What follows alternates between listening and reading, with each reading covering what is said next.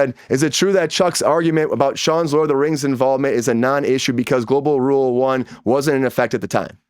So first of all, I have heard that somehow this is a non-issue. Somehow Global Rule 1 doesn't apply because in 2001, Global Rule 1 was implemented.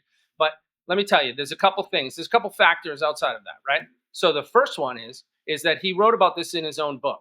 In his own book, he said, "Why should I care about a union that doesn't give a rat's ass about me?" He wrote, "I will work non-union no matter what the implications are." If you read it, I can get the exact quote. Yeah, he didn't say rat's ass, though.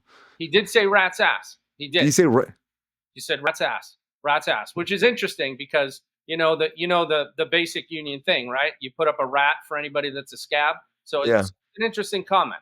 Well, a lot of people feel like that the union doesn't fight for them, though, too. That's the thing. People feel like that's not standing up for us. I understand that, but again, the complexity of the issue, right? Yeah. At the time, he was the son of a president, the president of the union.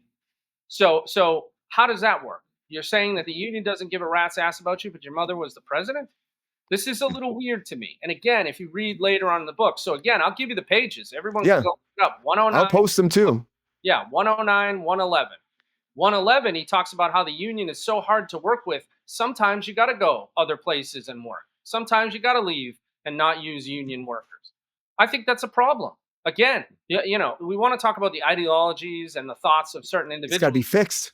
It's in the book. It's in the book. But even take that away again. You worked on one of the biggest runaway productions of all time. They took 3 of those movies and filmed them in New Zealand.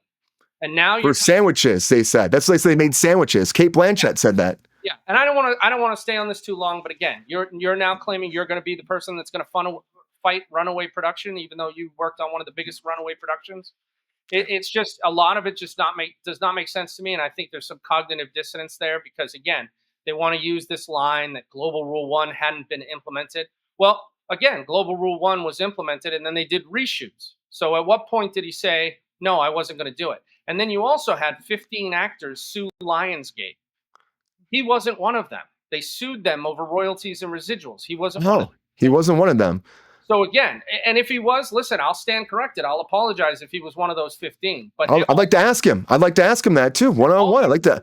That he wasn't one of them. So I don't want to. Again, we can.